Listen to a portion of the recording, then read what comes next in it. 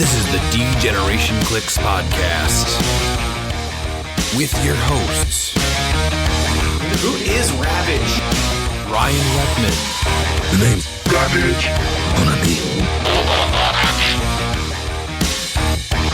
Will you take the dynamite tactics of Miles Kane. Hand me that bottle cap. Hand me that paperclip. Grab that twine. Gun wrapper. Asgard to mouth. Tell me when I'm telling lies. And Pete. 'Cause I'm just Pete.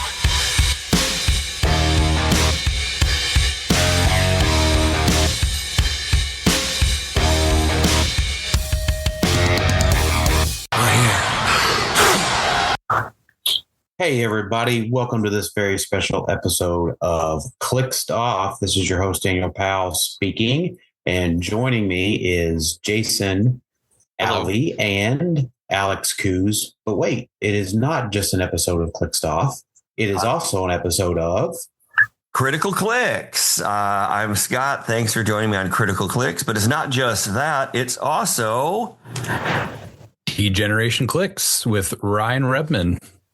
Never mind. That's it. No, just the three. Just the three. So we're doing a very kind of special episode. We wanted to collectively get together and talk about some of the concerns that we have right now, just with the community. And I want to be clear, it's not, the community has been always one of the best things we have.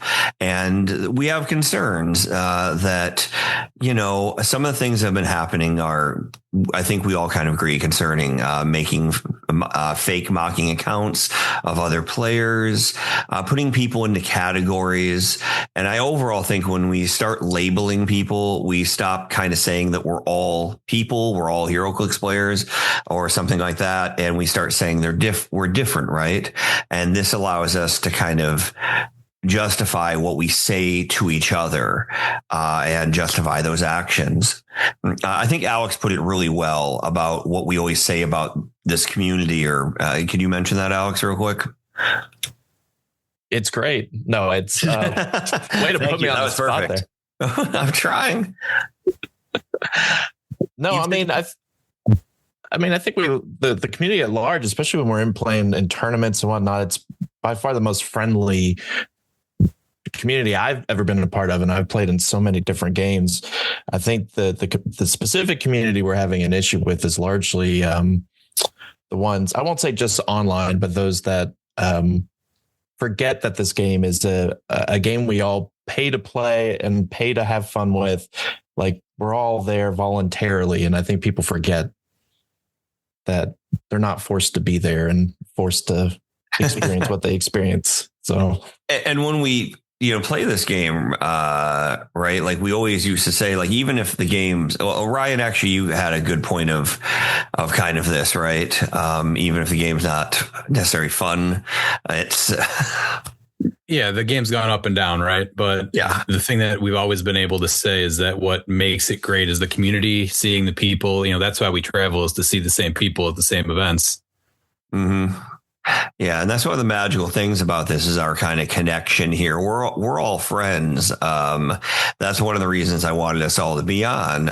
Me and Ryan, we do podcasts because we care about the community. Daniel makes over $200,000 doing Clixed Off, of course. He doesn't even he's never liked the game of HeroClix, but he loves his dirty money. We're all very good friends. We're not running competitive podcasts.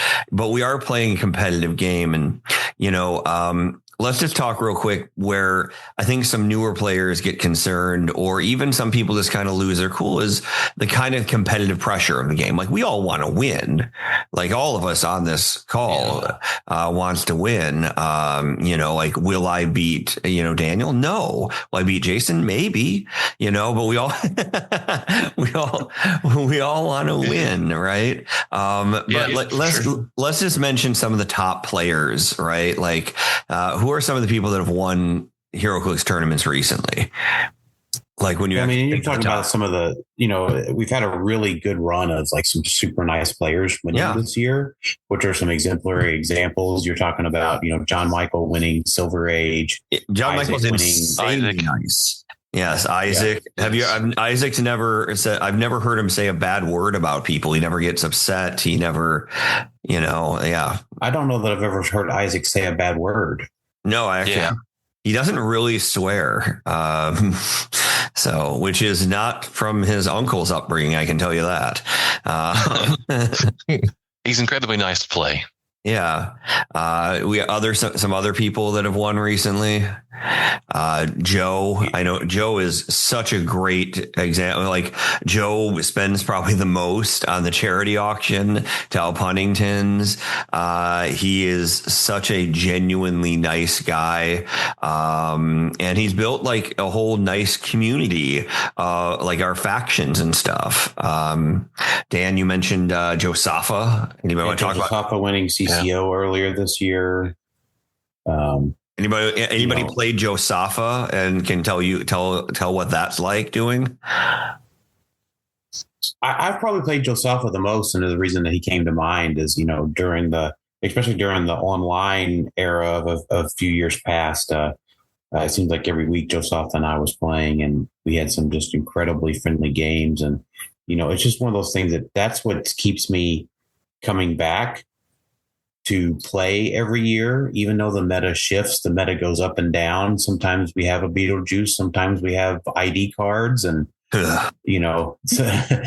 various things like that. But at the end of the day, I know that I get to play against a Joe Safa. I'm going to get to see Scott or, try to arm wrestle Ryan. And win every time. It's shocking. Meant to win every time. And, that's what really comes back. And, I think to kind of underscore, why we're here today and bringing this kind of special PSA was there's been events that have happened this year that have fueled a very vocal portion of Facebook. I wanted to mention that, we have a YouTube community at Clixed Off, and it's not you all, especially if you're not on Facebook, but it's been a very vocal portion of Facebook that has taken some stuff and ran with it. And that's just not reflective of the larger community. And it's not reflective of, say, what a new player should expect getting into the community, seeing these, 100 comment posts about all these various things that have happened this year. Ryan, I know you were mentioning that newer player as well. Yeah, I played against a new player at Origins, and that's what you like to see, is that somebody that is excited about the game, and they have traveled to their first event. You want that to continue, and it really hit me when I think it was the next week, or maybe it was even that same week, where they we're talking about all of the rumblings of the cheating and collusion and all that stuff, and how he's unsure if he wants to continue going to events, afraid that he'll match up against one of these people. And it's like, this is coming from me, who agreed in the beginning that there was an issue with the cheating and the collusion and all that. The bigger issue has now become the toxicity in the community.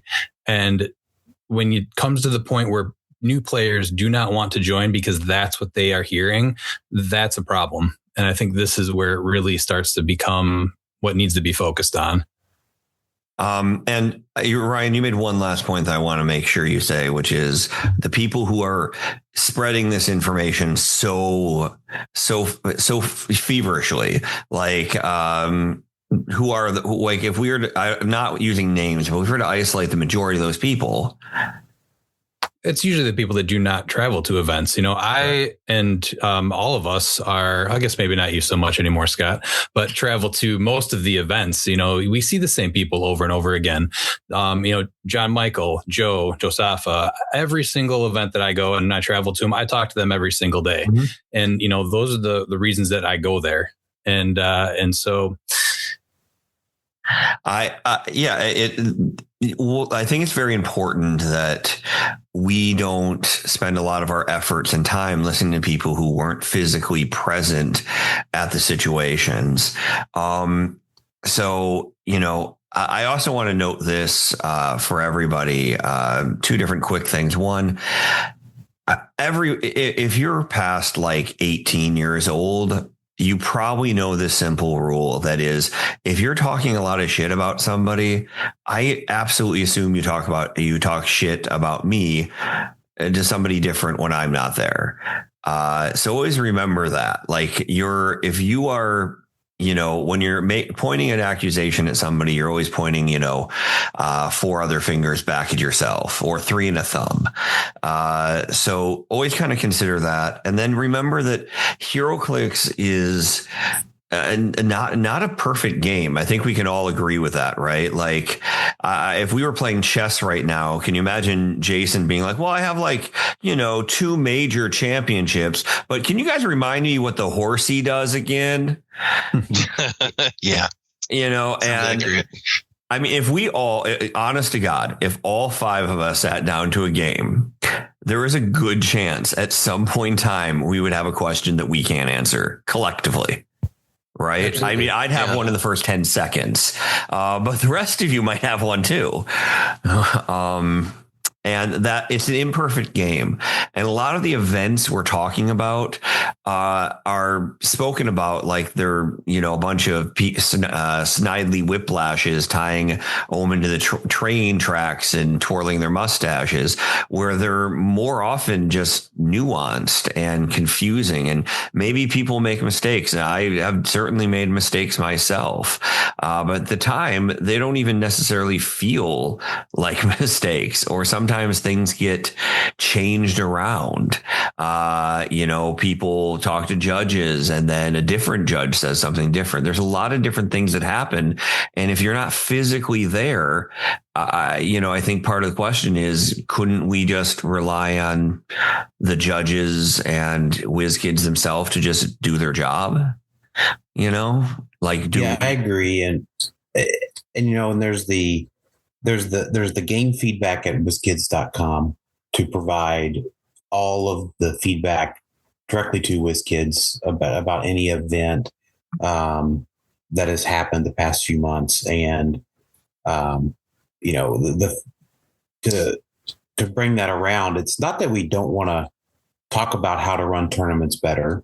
Ryan, and I think to underscore what Ryan said, it's not that we want people to stop talking about it or whatever. It's we want people to stop fanning the flames of hate, stop calling for these people's heads. Unfortunately, I've seen some threats of violence and some other things that are deeply concerning. There are logical paths to reporting your suggestions, reporting these things directly to WizKids, and yelling online, helps nobody.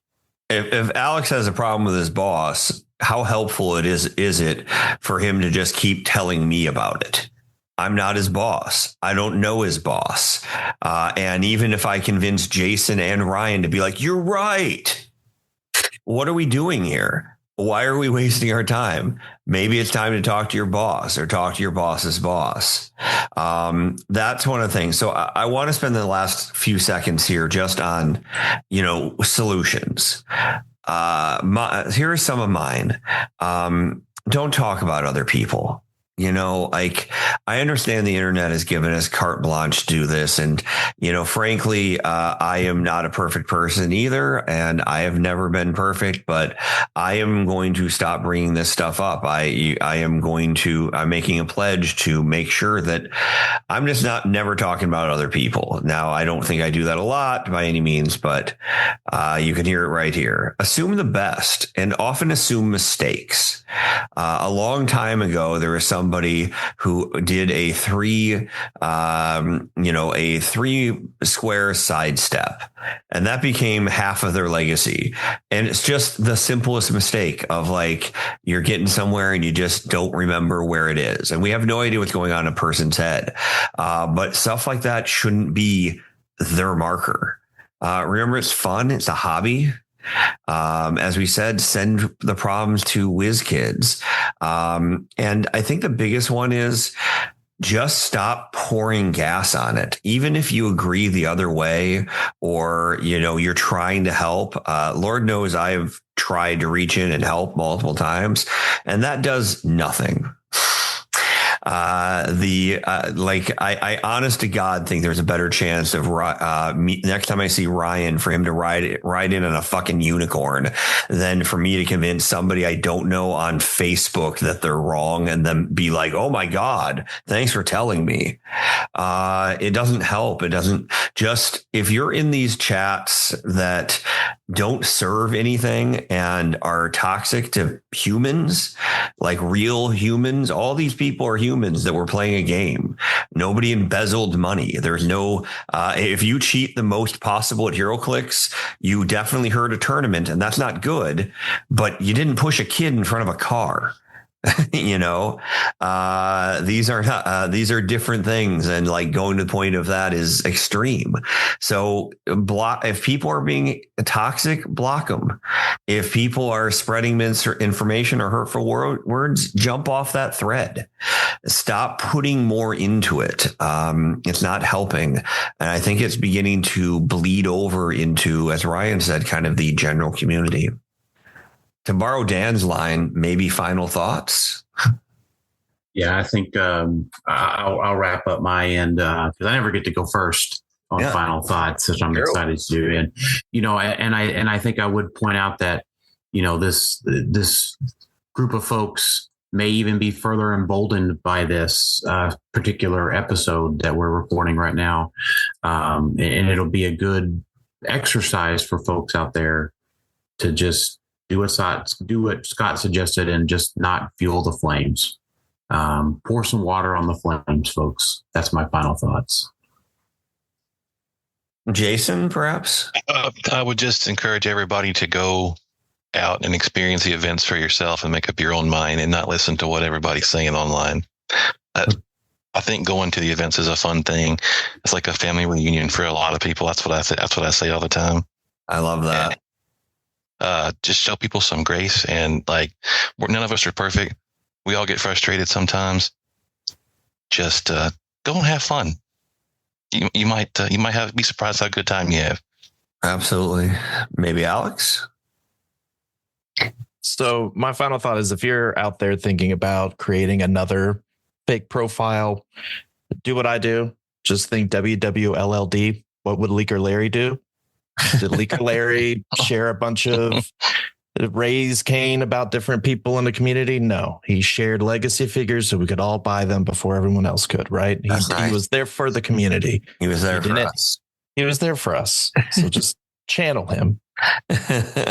Ryan. So this was actually already something that we were talking about doing. So the opportunity came along to talk about this. We jumped right on it, and I did.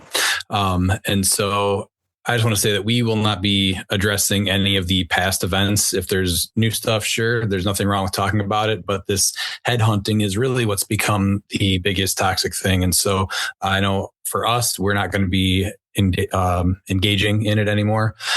So I'd like to see more people also follow that suit, because that's really what's become the biggest problem now, is the toxicity and the fanning of the flames.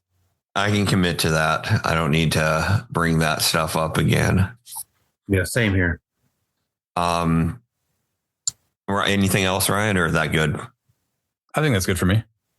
I would just say, first and foremost, Dan mentioned, and I hadn't considered that this might embolden people. I don't dislike anybody, and everybody's entitled, of course, to their opinions and such like that. But I'm hoping that we can keep being the amazing community that we have been. And I think that's worth fighting for. It's worth all three podcasts getting together and, on a Sunday night to briefly talk about not HeroClix fully, because this is an absolutely amazing community.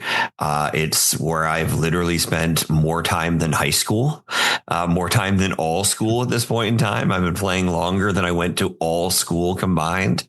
So the people here are very special to me. And, just really try to think about, is it really worth hurting somebody? Is it really worth labeling somebody? Because I don't personally think so.